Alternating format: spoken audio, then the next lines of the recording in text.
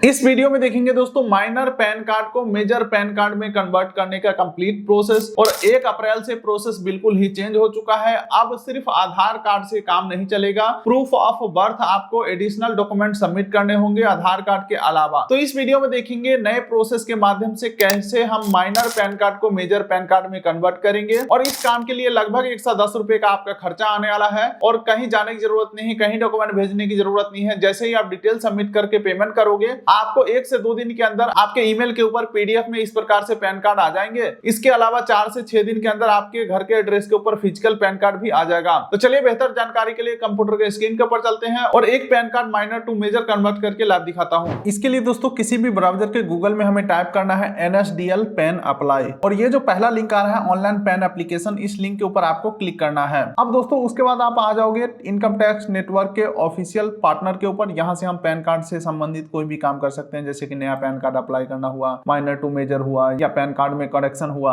अब यहाँ पे आपको सबसे पहले न्यू एप्लीकेशन के ऊपर क्लिक करना है। और बाय चांस मान के चलो कोई एप्लीकेशन पेंडिंग रह जाता है, बीच में प्रोसेस छूट जाता है, तो आगे को कंटिन्यू करने के लिए रिज्यूम एप्लीकेशन के ऊपर क्लिक करना होता है इसी पेज के ऊपर आकर के। क्या तो फिलहाल मैं न्यू एप्लीकेशन सेलेक्ट करता हूं। उसके बाद सेलेक्ट पैन एप्लीकेशन टाइप के ऊपर आपको क्लिक करना है। तो पहला आ जाता है जहां से हम नया पैन कार्ड अप्लाई कर सकते हैं, लेकिन हमें नया नहीं अप्लाई करना है।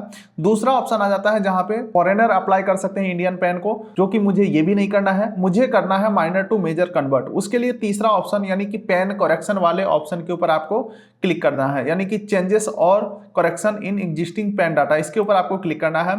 सेलेक्ट एप्लीकेंट कैटेगरी के अंदर आपको यहाँ पे इंडिविजुअल सेलेक्ट करना है। अब आ जाते हैं नीचे, हमें अपना कुछ बेसिक डिटेल फिल करना है जो कि पहले से काफी चेंज हो चुका है। यहाँ पे आपको अपना पैन कार्ड के अकॉर्डिंग फर्स्ट नेम डाल देना है, मिडिल नेम डाल देना है और लास्ट नेम डाल देना है। पहले ये सिस्टम बिल्कुल ही अलग था, सरनेम का ऑप्शन यहाँ पे था, फिर यहाँ पे फर्स्ट नेम, मिडिल नेम। पहले बहुत ही कंफ्यूजिंग था, लेकिन 1 अप्रैल के बाद बहुत चीजें चेंज हो चुके हैं, बहुत चीजें अच्छे हो चुके हैं। फर्स्ट नेम डालेंगे, मिडिल नेम डालेंगे, लास्ट नेम डालेंगे। उसके बाद आपको अपना डेट ऑफ बर्थ डालना है, ईमेल आईडी एक डाल देना है, एक मोबाइल नंबर डाल देना है। और इंडियन सिटीजन है तो यहाँ पे हम यस करेंगे। और आपका जो माइनर वाला पैन नंबर है वो पैन नंबर यहाँ पे एंटर करेंगे। एक टर्म्स एंड कंडीशन एग्री करेंगे और नीचे ये आई एम नॉट रोबोट के ऊपर क्लिक करेंगे और सबमिट के ऊपर क्लिक करेंगे। चलो एक बार में अपना सारा डाटा फिल करके आगे प्रोसीड करते हैं। तो दोस्तों जैसे हम डिटेल सबमिट करते हैं, एक टेम्पोररी टोकन नंबर जनरेट हो चुका है। इसका आपको पहली बात तो फोटो क्लिक कर लेना है। ऐसा मैं इसलिए कह रहा हूं क्योंकि मान के चलो आपका एप्लीकेशन बीच में फंस जाता है या पेज आउट हो जाता है, तो आप एप्लीकेशन नंबर डाल करके आगे को प्रोसीड कर पाओगे। हालांकि ये जो नंबर है आपके ईमेल के ऊपर भी आ जाता है, लेकिन ईमेल के ऊपर लेट आता है, इसलिए कह रहा हूं पहले से ही आप इस नंबर को सेव कर लो। चलो यहाँ पे कंटिन्यू के ऊपर हम क्लिक करते हैं। अब दोस्तों यहाँ पे इस पेज के ऊपर सबसे पहला ऑप्शन आपको सेलेक्ट करने को मिलता है कि आप डिटेल को किस प्रकार से सबमिट करोगे। तो पहला ऑप्शन को आपको सेलेक्ट नहीं करना है। यहाँ पे बोल रहा है सबमिट डिजिटली थॉट eKYC ई साइन पेपरलेस, लेकिन इस ऑप्शन को सेलेक्ट नहीं करेंगे क्योंकि मुझे मैनुअली फोटो और सिग्नेचर अपलोड करना है। हमें आधार कार्ड वाला फोटो नहीं आगे भेजना है, ठीक है। तो यहाँ पे हम सेकेंड ऑप्शन को सेलेक्ट करेंगे, सबमिट स्कैनेड इमेज थॉट ई साइन, ठीक है। इस ऑप्शन को हम सेलेक्ट करते हैं। तो यहाँ पे आपको 5 रुपया 90 पैसा एक्स्ट्रा देना पड़ेगा, तो इस ऑप्शन को हम सेलेक्ट कर लेते हैं। बाकी दोस्तों तीसरा ऑप्शन के माध्यम से हम फिजिकल डॉक्यूमेंट सेंड करते हैं पैन कार्ड के ऑफिस को, तब जाकर के हमारा प्रोसेस आगे को बढ़ता है। लेकिन दोस्तों सबसे बेस्ट है तीनों में से ये सेकंड ऑप्शन। चलो हमने सेलेक्ट कर लिया, अब आगे बढ़ते हैं। आगे बढ़ते हैं तो पूछा जा रहा है क्या आपको फिजिकल पैन कार्ड रिक्वायर्ड है, आप फिजिकल पैन कार्ड लेना चाहते हैं, तो यहाँ पे हम यस करेंगे। उसके बाद दोस्तों हमारा पैन नंबर यहाँ पे आ चुका है क्योंकि हमने होम पेज के ऊपर डाल दिया था अपना पैन नंबर। अब यहाँ पे आपको इंटर आधार लिस्ट 4 डिजिट, आधार कार्ड का 4 अंक लास्ट का आपको यहाँ पे एंटर कर देना है।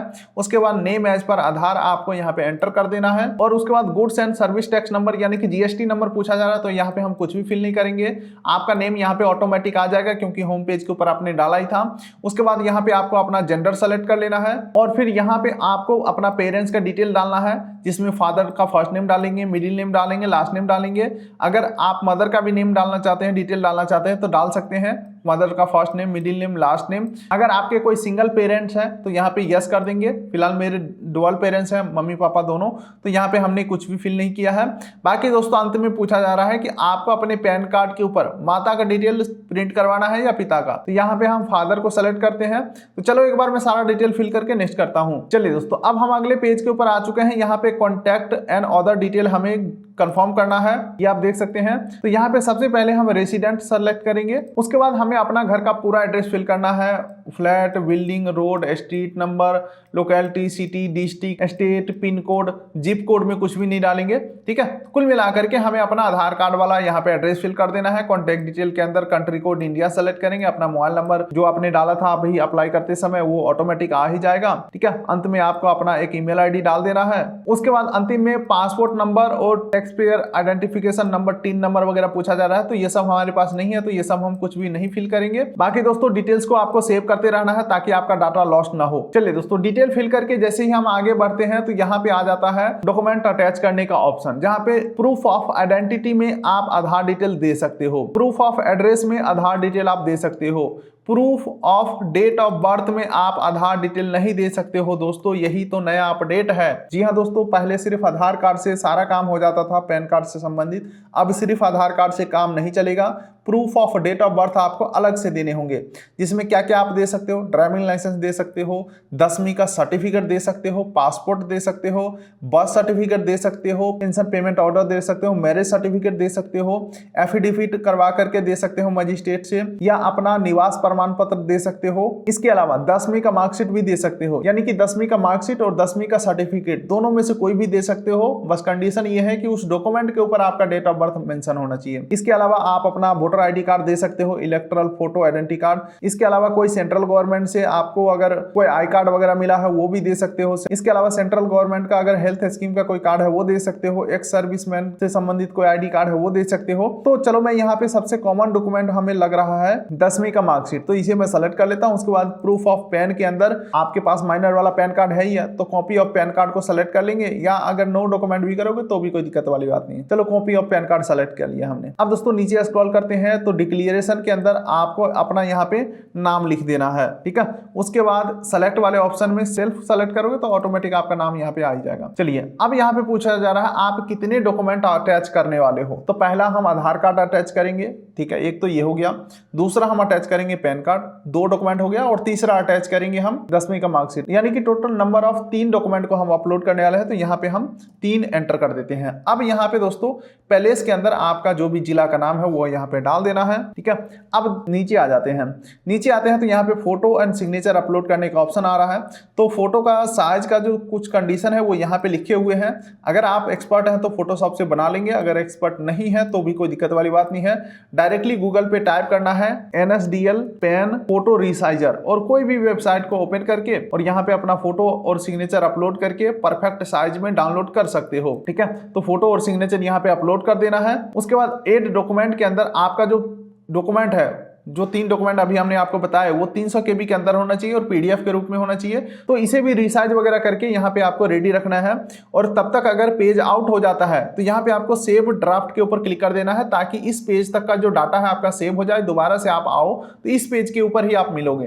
तो चलो एक बार मैं यहाँ पे सारा डिटेल्स को अटैच करके सबमिट करता हूँ। अब चलिए दोस्तों अगले पेज के ऊपर यहाँ पे बोला जा रहा है अपने आधार कार्ड का शुरुआत के 8 डिजिट यहाँ पे एंटर करो। ये डाल दिया हमने। उसके बाद यहाँ पे हमारा नेम और बाकी सारा डिटेल यहाँ पे वेरीफाई करने के लिए आ जाता है। अगर सब कुछ सही है तो नीचे प्रोसीड के ऊपर क्लिक करेंगे, अदरवाइज एडिट बटन के ऊपर जा करके और डिटेल को हम मॉडिफाई करके आगे बढ़ेंगे। तो फिलहाल मेरा डाटा सब कुछ सही है तो प्रोसीड के ऊपर हम क्लिक करेंगे। अब दोस्तों हम आ चुके हैं पेमेंट पेज के ऊपर। यहाँ पे हमें 106 रुपया 90 पैसा का पेमेंट करना है। पेमेंट करने के लिए टर्म्स एंड कंडीशन एग्री करेंगे, प्रोसीड टू पेमेंट के ऊपर क्लिक करेंगे। अब यहाँ पे 106 रुपया 90 पैसा का पेमेंट करने के लिए पे एंड कंफर्म के ऊपर क्लिक करेंगे, और यहाँ पे हम UPI के माध्यम से पेमेंट करेंगे। कंफर्म जनरेट QR कोड के ऊपर मैं क्लिक करता हूँ और पेमेंट को करते हैं कंफर्म। चलिए दोस्तों पेमेंट हमारा कंफर्म हो चुका है। अब आप देख सकते हैं यहाँ पे हमारा जो ट्रांजैक्शन स्टेटस है वो सक्सेसफुल आ चुका है। अब यहाँ पे नीचे स्क्रॉल करेंगे, टर्म्स एंड कंडीशन एग्री करके ऑथेंटिकेट बटन के ऊपर हम क्लिक करेंगे।